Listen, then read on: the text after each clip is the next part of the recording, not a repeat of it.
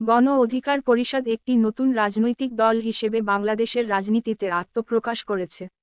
দলটি তরুণ প্রজন্মের কিছু নেতার নেতৃত্বে গঠিত, যারা অতীতে বিভিন্ন আন্দোলন এবং অধিকার রক্ষার ক্ষেত্রে সক্রিয় ভূমিকা পালন করেছেন। তবে নির্বাচনে বাজিমাত করতে পারা বা উল্লেখযোগ্য সাফল্য অর্জন অনেকগুলো বিষয়ের উপর নির্ভর করে, যেমন ১. জনপ্রিয়তা এবং গ্রহণযোগ্যতা। দলটি কিভাবে সাধারণ জনগণের আস্থা অর্জন করতে পারে এবং তাদের সমস্যাগুলো তুলে ধরতে পারে, সেটি একটি বড় ফ্যাক্টর। ২.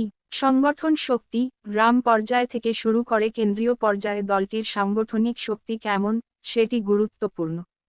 ৩. অর্থ ও রিসোর্স। নির্বাচনী প্রচারণা পরিচালনা এবং সমর্থন আদায়ের জন্য অর্থ ও রিসোর্স অত্যন্ত জরুরি। ৪.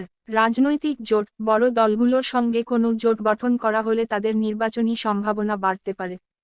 ৫. তরুণদের সমর্থন। তরুণ প্রজন্মের ভোটাররা তাদের পক্ষে আসলে দলটি একটি বড় ধাক্কা দিতে পারে।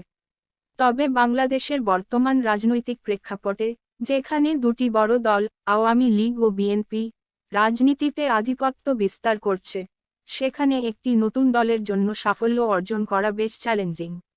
গণ অধিকার পরিষদ যদি সঠিক কৌশল এবং সংগঠিত পরিকল্পনা গ্রহণ করতে পারে, তবে তারা ভবিষ্যতে একটি শক্তিশালী অবস্থান তৈরি করতে পারে। তবে তাৎক্ষণিকভাবে নির্বাচনে বাজিমাত করা হয়তো কিছুটা কঠিন হবে। গণ অধিকার পরিষদের সাংগঠনিক চার্ট। সভাপতি নুরুল হক নূর।